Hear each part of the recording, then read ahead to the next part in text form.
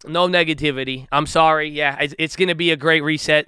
I'm sorry. I'm sorry if I allowed any of it. I'm sorry if I fed it onto it. I'm sorry if I sent you a mixed signal where I laughed at one of your jokes that were negative and made you think it was acceptable in here. So I take all responsibility for it. Nobody is to blame in here except for Josh Answers. So don't worry about it. But all I'm just saying is that we are going to have to do the purge. If it's not positive, I am not going to deal with you. I have no responsibility to you. So my responsibility, my questions, my answers, my time, everything, it is for the people who are here. If you have respect, I'm going to give you a respectful answer. Since I am publicly out here, I can't flame you the same way some people flame me. So unfortunately, we're just going to have to do the purge until all negativity is here. Essentially, if you had fun being negative, it's not going to happen like that anymore. If you had fun with the negativity, I'm sorry, there's not going to be any more of that. And welcome to the purge. I hope I see you on the other end.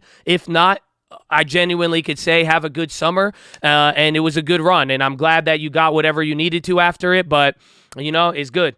We're back in the game, baby. We're back in the. I wish it's the best. New Cole, who I am. I'm gonna have to start acting brand new on some people, on what it is. And I love you though, but like I'm saying, we just need to make sure that the environment stays with what we want. GME. Oh. Oh. Oh. Oh. Oh. Oh. Oh. Oh. Oh. Oh, oh, whoa, oh, oh, oh,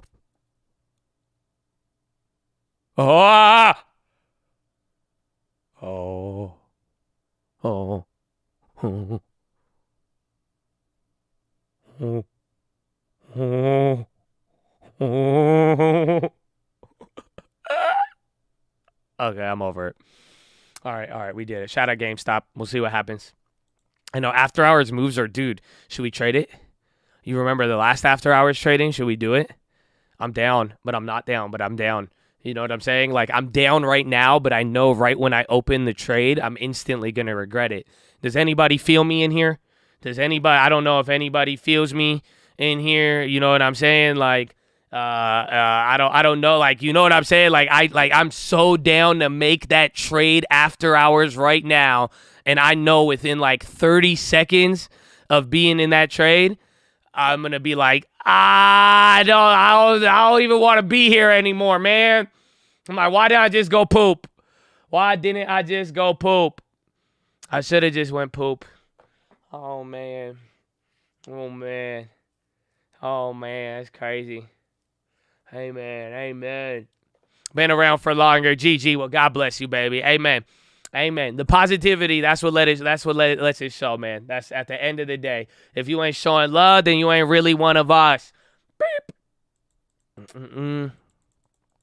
Yeah, we see them. You're right there, bro. You don't see them on Josh's end. They're right there, dude. You're right there. That's right there. It's right there. But Chad, that is the day. God bless you for real, man. Thank you to everybody. Like I said, the first shout out there again. Oh my gosh, I'm not restarting it again. I'm not restarting that one here. But like we said, man, non-members, we love you and appreciate you. Don't worry, your time is going to come no matter what. But I really hope you're able to learn and pick up with it again. There's other ways to stay involved, so don't miss out on that. But thank you guys even then, and I really hope you know we are keeping you in mind, and I really hope you are able to benefit and learn and really get to witness and take advantage of what's going on here without any distractions. But thank you for everything. And with that being said, baby, yeah, non-members can listen for sure, bro. For sure, it's just the Chad. That's all it is.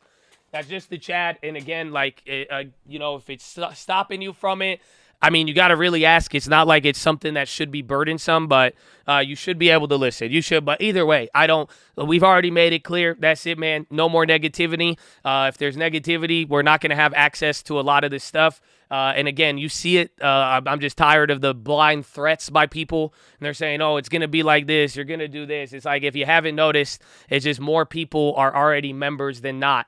So it's like, it's at the end of the day, any negativity, it's like I'm not going to expose thousands of people to negativity every day when it's less than 100 people who are actually saying, you know what I'm saying? Like even my email, the amount of people who have asked for stuff, all of that. So it's over. The issue's deaded. If you're not negative, I'm never going to talk to you ever. If you're not positive and you stay negative, I'm never going to talk to you. It's very, very simple. And we're not going to, you're not part of this. It's very, very simple. That's all it is. If you're positive, we love you. God bless you. And you know what it is. You know what I'm saying? Even if you are negative, you will still get the fastest news. You will still get top tier information. And that's all that's what I'm saying. You'll still have access to anything else, but we're not trying to associate with negative people in that sense. You know what I'm saying? So that's all it is, bro. It's super simple. I love you, but guess what? None of that would be possible if we didn't have the members, if we weren't surrounded by thousands of positive people. Stop playing with me, Chad. Come on.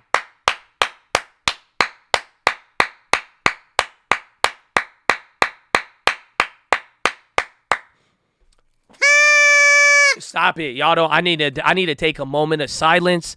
I need to stand up and salute y'all. I don't think y'all feel me on this. You see what I'm saying? Nah, for real. GameStop partnership with FTX. Oh, I was like, wait, where's after hours? I got to turn on after hours now. That could be big. Let's see, so we could watch it. But nah, man, y'all need that moment of silence, bro. I guess GameStop's not showing up. I guess we won't have it, but that's it.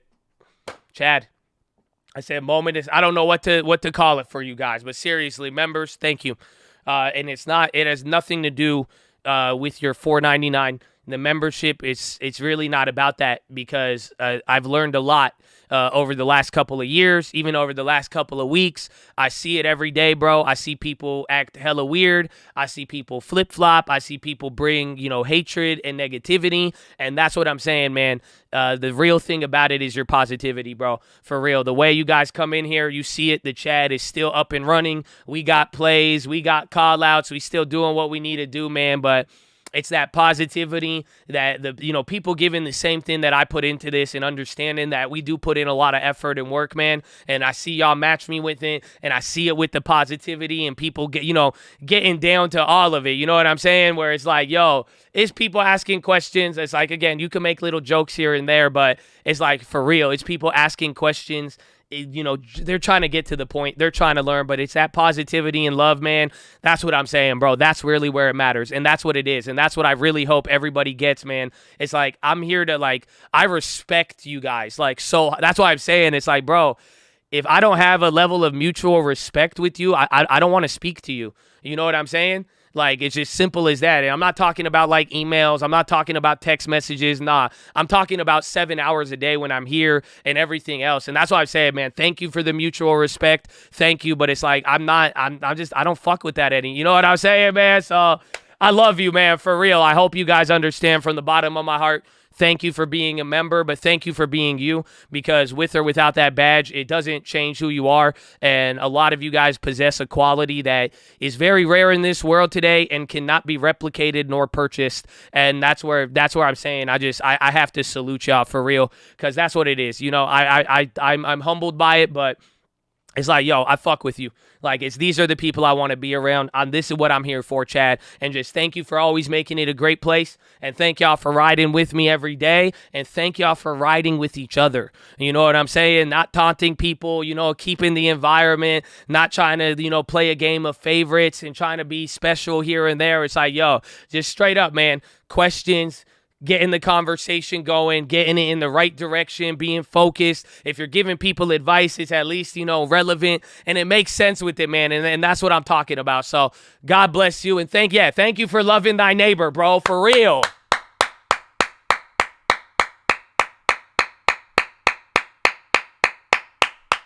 Amen, Chad. Amen. But shout out to all of you. And last but definitely not least, man, shout out to the Stream Alerts. They support it as well. We make sure they're not missing it. And like I'm saying, man, the moment we are living through right now, bro, it's very, very simple. We have a lot going on. That's why we have the stream alerts. Again, like seriously, I'm even turning off the ads on my videos. I'm sad that YouTube still shows them because I'm like, bro, I would rather advertise to something that I don't even really want you to buy and that I'm not going to shove down your throat than having some random shit advertisements next to my name. But hey, I can only control so much. But that's why, on that note, man, stream alerts, we're going to make sure you never miss it. And just big shout out if you're already on there, especially if you have your membership and everything. God bless you and thank you. And like I said, man, we're going to make sure you don't miss it. And with everything we got going on right now in the world, you will not miss it. And there is a lot. And like I'm saying, stream alerts, I hope you've been watching some of the videos, like I said, because keep it very simple. If you feel like there's a lot going on, if you're working and you can't watch the stream all day, definitely just find something super simple and focus on the oil energy, and then that's it. Simple as that, baby. Amen? Amen.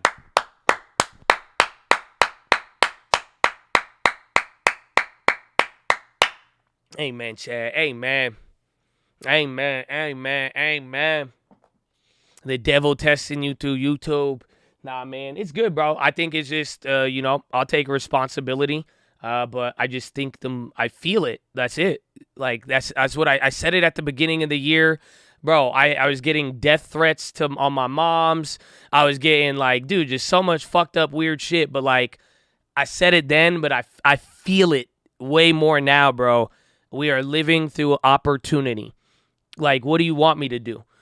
Like, you know what? I'm serious. Like, if you don't think, like, I mean it, I believe it. Like, bro, like, whip up in the shape right. Like, you know what I'm saying? Like, I'm like, dude, I'm not, like, this is the time to focus. Like, this is the time to really be in the game. You're going to look back and you are going to ask yourself what you were doing at this moment. At the very least, man, I don't care if I miss it. Like, maybe I won't do as good. Who knows, right? Maybe I do bad. But at the very least, I'm not going to do bad because I wasn't focused. You see what I'm saying? At least I'll hold my L somewhere else, but it's not going to be because I was having to deal with random this, random that, getting focused on this, and then people, you know what I'm saying?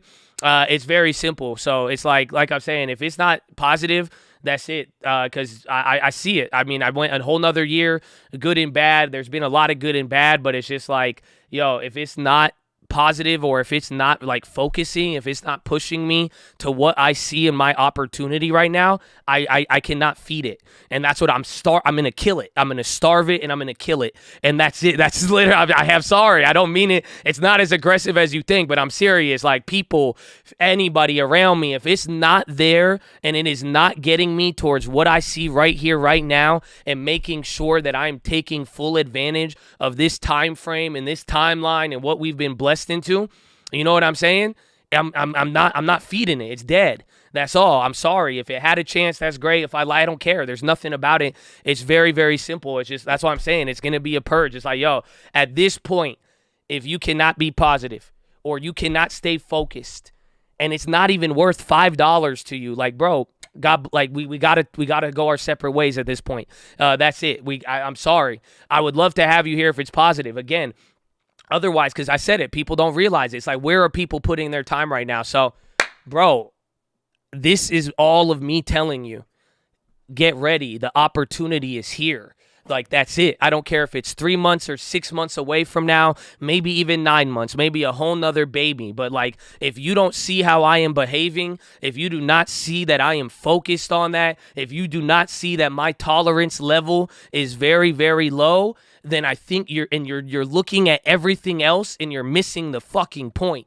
Is that we are living through history right now. What are we going to do with it?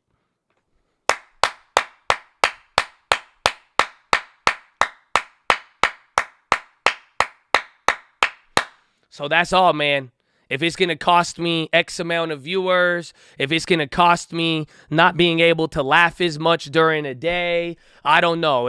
But that's fine with me because I am not going to pay. I'm not going to pay with my opportunity. That's it. That's all I'm telling you. So it's very, very simple. If you want it, let's get it. I'm here. You know what I'm about. I've done it for the last 10, 15 years. There's not been one big major world event that I have missed. That's it. When it's all said and done. If you want to be here, let's be here. If not, that's it. But I'm just saying, I can't pay for it. That's it. I could do a lot. I could do this for free. I don't care about whatever it may be, but I can't pay for it with this opportunity. And that's what I'm saying. It's like all of this is love. We're here for the positive people. I need you to be positive, and we have a lot of fun with all of it. But it's very, very simple. It's like, yo, there's opportunity right now, and I don't know. I'm not here to argue with people over stupid shit. I'm not gonna be here to discuss certain. And you see it.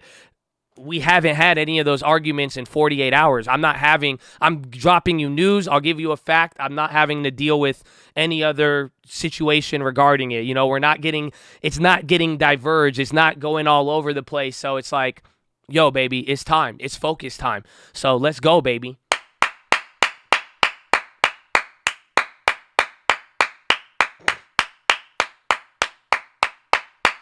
That's it, man.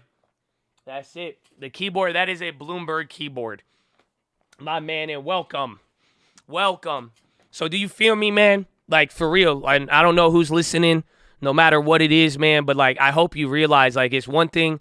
I got to watch myself, and, I got to take care of myself. Again, we don't like this, we don't like that. But it's like, I really hope you get what I'm saying, man. It's like, dude, there is opportunity. And, like, bro, I already got stuff going on, and it's like, I like, dude, you should want this more than I want it.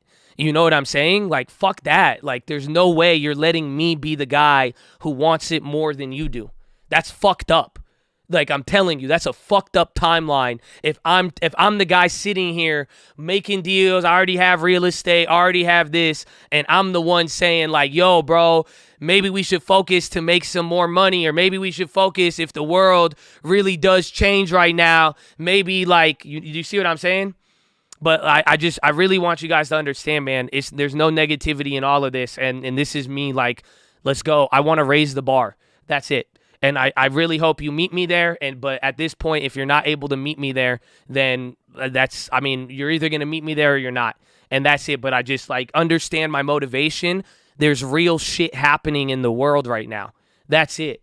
That's it. That's why I'm not playing around. That's why there's no games involved with it. I don't have time to deal with this. No, you don't have time either. It's not just me. So it's just like, I really hope you understand that the motivation behind all of this is opportunity. And we want to be there.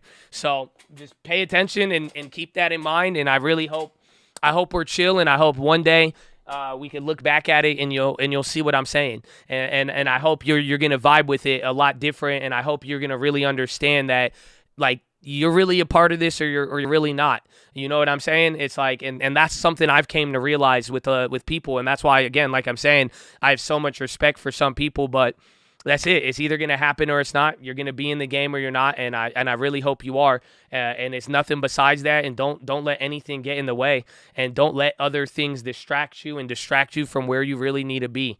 All right? That's it, man. As simple as that, bro. And trust me, if you could develop this skill now, it's going to help you. That's all. That's it. That's it. That's it, man. We good to go. My PMA is real. What does that mean? If you're throwing shade on it, I mean, thank you. At least I got paid for it. You know what I'm saying? Like, that's what I'm about when it's all said and done. But it's super simple. Like, again, if you want the opportunity or not, that's on you.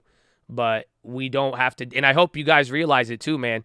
Like, all the negative people, like, I just hope you realize at the end of the day, you guys can blame me all you want, but it's just like a majority of people here are positive all the damn time. So it's just like, it's kind of sad to think that other people, by not being focused, by being negative all the time and doing this, I hope you know you're costing other people. You see what I'm saying? So just don't think you're innocent when it's all said and done. Like, that's all it comes down to. And I hope you take responsibility, because this is what the world is led to. It's a lot of things left and right, and people do behaviors, and y'all don't realize, like, you want stuff for people, but it's like, think about it, man. You have people willing to help out and do things for free and do things very different than anybody else does it, and y'all will still try to shit on it in a sense of, like, just for no reason. So that's why I'm saying, man, just understand you're costing someone else. That's it. When house prices go up, you guys, you all like bashed other shit and you said, oh, this is all this is all that. Look at now, poor people are even poorer. Now people would cost even. I'm just saying there's consequences to everything. So just don't forget that when it's all said and done, and we want to bring everybody together. And that's why it's just positivity or bust. You know what I'm saying? Oh, I love it. You should say it out loud, bro. That's it, man. Just say it out loud, bro. That's it. Positivity or bust. That's it. If you are not helping somebody, you are hurting them. That's all it is. That's all it is. That's it. Positivity or bust, my friend. Positivity or bust. So you're either helpful or you're a hurtful person. Make your choice, my friend. Make your choice. But ladies and gentlemen, that is the day. So, Colt, God bless you. Again, I hope you're excited. You got a little after hours philo there. If you missed it, again, maybe you missed it, or maybe you think it sounds too negative, or you think it sounds too dramatic. Nah, it's not. There's opportunity all around you. Don't lose sight of that, baby. So I hope you get that. But check out the links. First link for the Scream Alerts Bootcamp and Real Estate course. Again, you don't need to buy anything to participate every single day, as you've seen, to learn and take whatever you want from it. But if you like it, it's the first link right there. God bless you. Second link for the nightly watch list and main channel. We recap everything throughout the day. We're going to go over the plays. We're going to go over today's plays. Today sucked. I went 1 for 4. So Boeing, I hit. Tesla, I'm down. I could have hit it. I didn't take profit. IYT down. And then Tesla. Oh, no, I made money on one Tesla. I forgot. I closed out of one. And then we had the SPY future that I'm shorting. And then some other growth plays. Sadly, my other plays went up. But those are, I view those all as dead now after the last 2020. It's crazy. But I'm glad I joined. God bless you. Carp DM. Amen. Amen.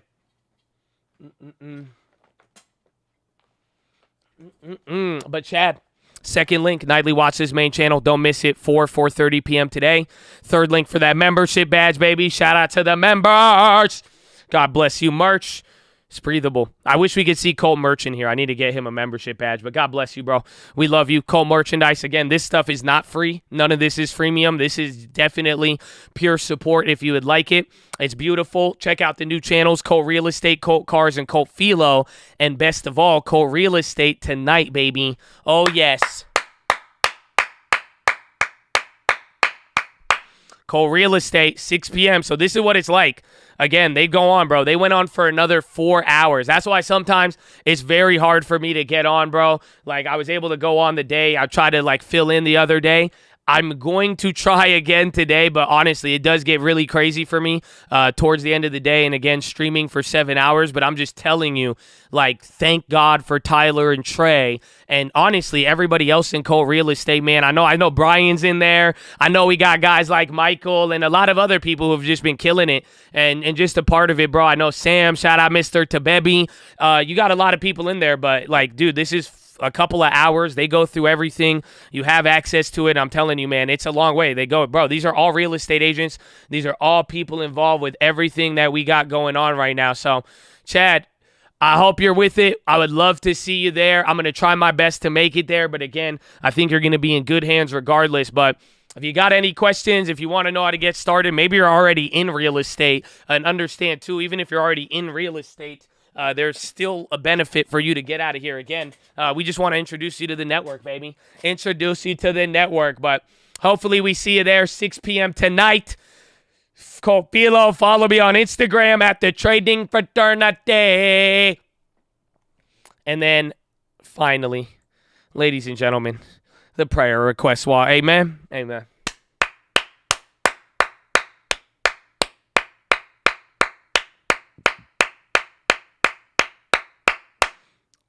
That's it, man. Chad. Do you know you have somebody praying for you? And do you know it's not just me? And do you know it's people in my family praying for you? And even beyond my Arab family who speaks Arabic, it's my other family. You know I'm talking. You know how many prayer warriors we have? You see what I'm saying? And that's why, again, I know everybody even in here right now, it's a very tight-knit group. Like, for real, you are being prayed for. And I hope you know that. It's a good thing. Trust me. I don't even care if you believe in it, but I just want you to know that. That's it. I just had to say it out loud.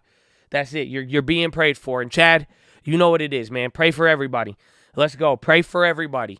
Pray for the positivity. Let's go. Flee. He will flee. You flee, he will flee. Resist it, baby. But for real, man, keep praying for the Chads in here. Pray for everybody, man. If it can't flow through you, it won't flow to you. This is what we believe, man. This is what it's about. You don't have to fill it out. I'm still going to pray for you. Honestly, too, shame on you if you use it to even put in negativity. But even then, we are still praying for you if that's what you chose to do. But even if you don't fill it out, man, we are praying for all of you. And that's what we believe in. And it's not that crazy, okay? We just want to put your jersey on our back, man. That's it. We want to rock for you. That's it. We supporting you, baby. It's very simple. So, Chad, fill that out. And like I said, man, if you ever want to do anything for me, man, please pray for me. I even brought it up even last week, bro. So much is going on, and it's not even related to stocks, YouTube, money, nothing like that, man. But just please pray for my family. I always need the prayers out there, but definitely need the Chad's prayers. And that's it. That's it, baby. God bless the cult. God bless Chadadonia.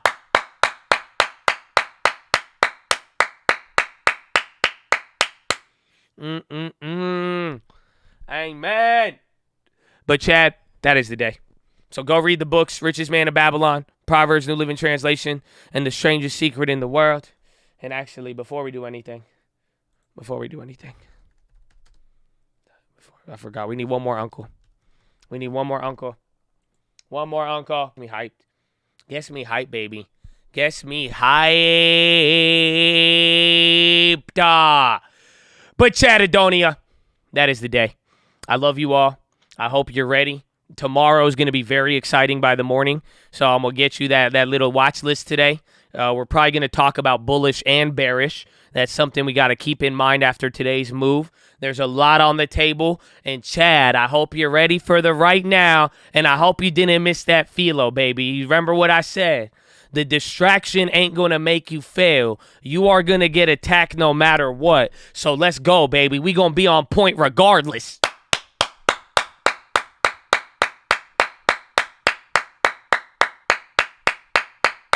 Oh, man, Chad, let's go. So, Chad, enjoy your day. Bring in some positivity. Go for a run. Go for a lift. Whatever it is you need. But get moving a little bit. I need you relaxed a little bit. Enjoy it. Breathe in. Go breathe in. Look around. Blink a couple times and realize the moment, take in that feeling of life. You know what I'm saying? The perception, the actual experience of life. Take it in for a second. Enjoy. You're a real person. You are born. You are alive. You were raised. You've made it this far. Like, you know what I'm saying, though? Like, you got blood running through your body right now. You have oxygen going. Isn't it? I'm serious, bro. I'm serious. I appreciate the absence of pain, too, baby. Oh, man. I'm just saying, just take a minute. Realize that you are real and realize right now. You know what I'm Amen. Amen, Chad. So let's go. 110%, please. Wake up and drive. You already know. I hope you haven't forgot to wake up and drive. I hope the fact that I haven't been telling you at the end of the day, I hope you did not forget that if you wake up in neutral, you are going to, that's it. You got to wake up and drive, baby. You got to wake up and drive, baby.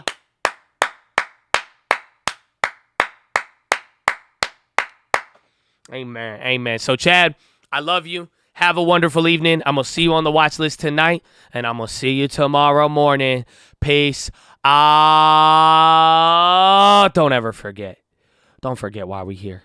Why we keep going. Why we got to focus. Why we got to cut. We got to cut the tree if it does not produce fruit, baby.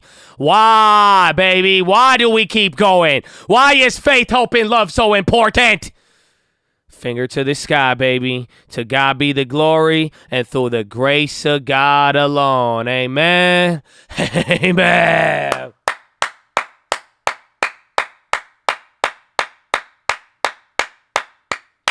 So, Chad, I love you. Have a wonderful evening, and peace out. Oh, hey, wait. Josh, I want a positive pony. I can't do it. What do you mean I tell you positive pony? These guys aren't being positive. They banned me. They banned me on the website. They banned me on everything. All I'm telling you, November is on the way. You might hear from me soon. But go download the app Truth Social. Right now, we need your help. If you could send a donation. You know, I got an email from Donald Trump the other day.